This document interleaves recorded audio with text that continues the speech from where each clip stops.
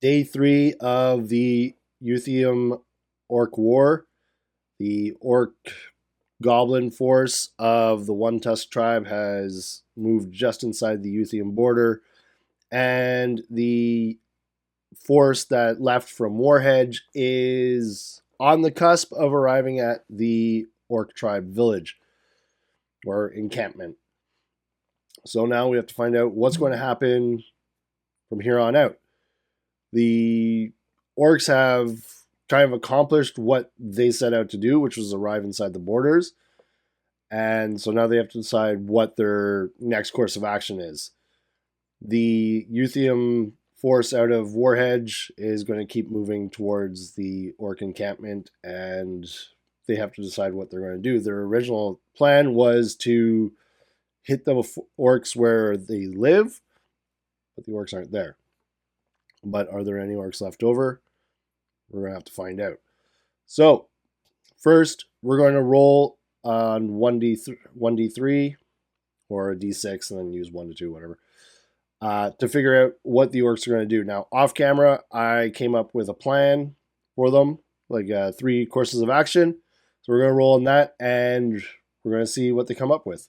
Okay, so you can see here we have the courses of actions that I have decided on for the orcs. We have for them to stay in position and send a runner to the Bone Axe tribe. Or they can burn the countryside, just attack all the little farmsteads and tiny villages that aren't on the map and just start burning stuff and attacking willy-nilly. Or they can move towards Warhedge and begin a siege. So I'm going to roll 1d6. On a 1 to 2, it's going to be Koa 1, 3 to 4, Koa 2, and 5 to 6, Koa 3. So let's roll 1d6 and see what we come up with. 1, Koa 1. They're going to stay in position. They're going to send a runner to the Bone Axe tribe. So there are actually rules for runners in the Domains and Domination book. So I'm going to take a look at that, and we're going to see what the rules are for that. Okay, so in Domains and Domination, there's a great mass combat section, which is what we're going to be using for this campaign.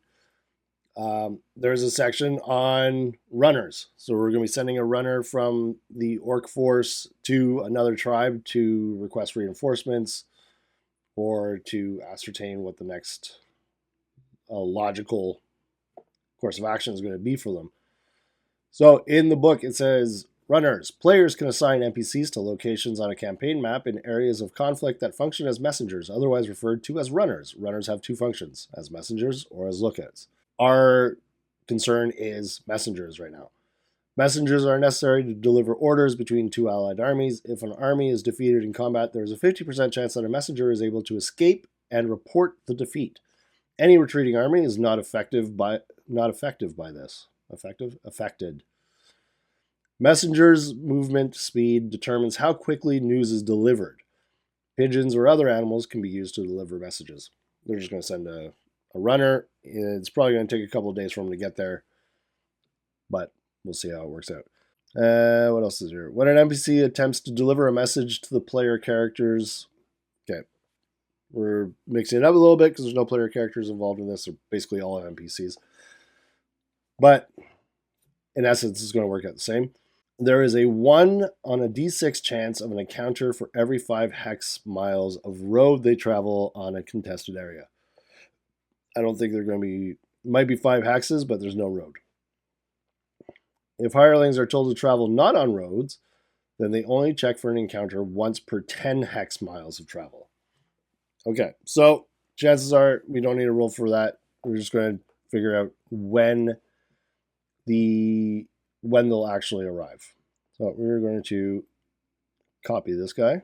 He's got to go 1, 2, 3, 4, 5 hexes as a single. We're probably going to say he's a goblin running.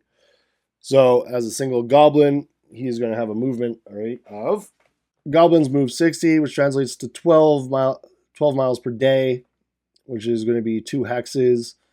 But he's going through 2 forest hexes and 1 grasslands. So the forest hexes is going to cut it down to 2/3. So that means each of these hexes is going to allow him to travel 2/3 the speed, which is going to be 8 instead of 12. So you'll get through this hex and half of this hex, basically, and then half of this hex, and then half of that hex. We're going to round it up. So into the middle of this forest hex is going to be day 1. Into this forest hex is day 2. And then grasslands shouldn't affect them. Yeah, grasslands will be fine. So day 3 should be able to get to the orc tribe, which means that's going to be 3 days. So if we go to our Mithril Almanac here, so 1, 2, 3rd day is going to be on the same day as my most recent session of my West Marches campaign. Goblin Runner arrives at Bone Axe Tribe Camp with message for reinforcements. So that takes care of the orcs. Now, I didn't actually roll for weather on these days, so let's do that. This might actually change what happens. So last time we rolled, it was clear. Roll a d6. Get our solo wargaming guide out here. All right, so it was clear. November, it was at a 6. So 5 means the marker moves up to number 5 for this day. So day 3 is going to be clear. 3 clear. Orcs send runner to Bone Axe Tribe. Now, just for the sake, because we know that the goblin is going to be going for 3 days. So for the sake of it, let's see what the weather is on day 2. 6. 6 means it goes up again, I believe. 6 means it goes up to light rain. Light rain, which is not going to affect our runner much. And then day 3, let's see. 4 is going to be no change, so it's going to be also light rain. Now, the weather is going to have an effect on our forces. Not so much on day 3, but day 4 and 5, it might actually have quite an effect. So, let's go back to Alibi Rodeo. This force down here, these guys are going to continue on to the orc encampment. Unimpeded. They arrived. Now, the problem is they've passed by the main orc force that's coming out of that encampment. So realistically, what would be left in that encampment? Maybe a couple of guards, probably women and children if that was the main encampment, and maybe elderly orcs if there are elderly orcs around. So let's roll. We're going to roll our oracle. I got a black dice and a white dice here. So black is no, white is yes. I'm going to roll 50-50 because, actually, you know what? I'm going to, let's get it for gold. Okay, blue. So, black is no, white is yes. I've got a blue slider dice. I'm going to slide it towards the no because I think there's going to be not a lot of orc warriors left in that encampment. So we're going to roll.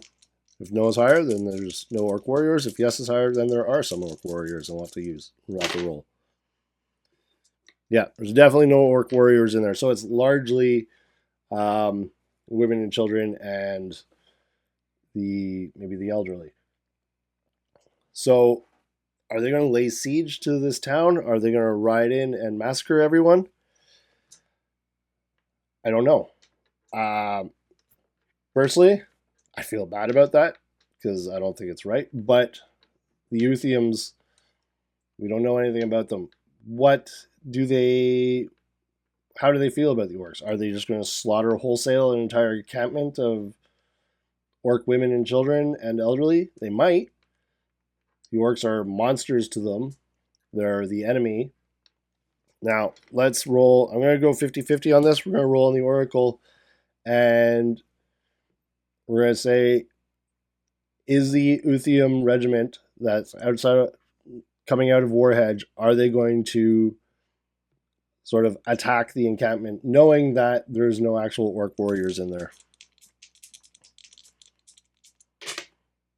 No, they are not. So, what are they going to do? Let's create some courses of action, and we're going to find out. Let's roll on this. I'm going to just roll physical dice. I'm not going back to Owlbear for this. So that's a 5, meaning they're going to leave one company at the camp and return to Warhedge. Okay, let's do this. All right, so we're going to duplicate. This is going to stay there, and these guys are going to start going back to Warhedge. We're going to put this on the calendar so I don't forget. So day 3. Now the orders for the company that are staying at the camp, I would imagine, is probably wait until the orcs return. If the orcs don't return by such and such a day, then begin returning to Warhedge. So we're going to say we're going to give them 5 days. So for 5 days, they're going to stay there. Now the rest are going to start returning back here. So it'll be the next day. Oh, this guy, first day, he got to here. The next day is light rain. How is light rain going to affect our march for these guys? I think it doesn't affect them much. Let's go to the solo wargaming guide and we're going to find out. Light rain, off-road. Light rain, day 1, off-road doesn't affect them.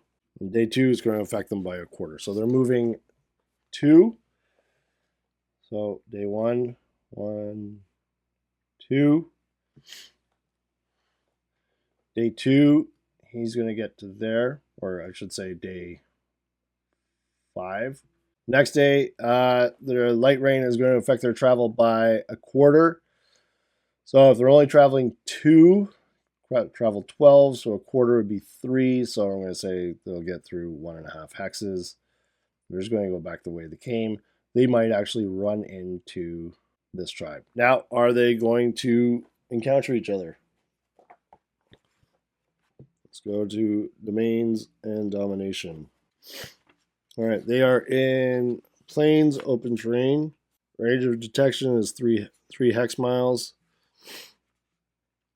So on a 1 to 3 on a d6,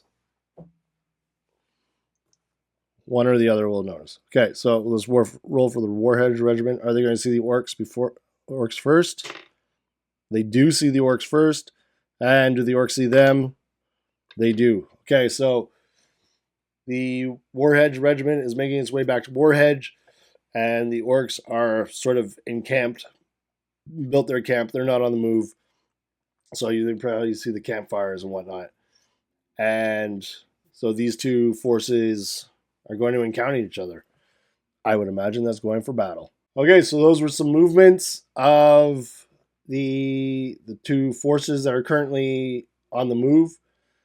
Our orcs and our Warhedge regiment are going to clash. And that's going to be the next episode. And we are going to go to the table and we're going to fight this out. And we're going to see who comes out on top in this first battle of this war.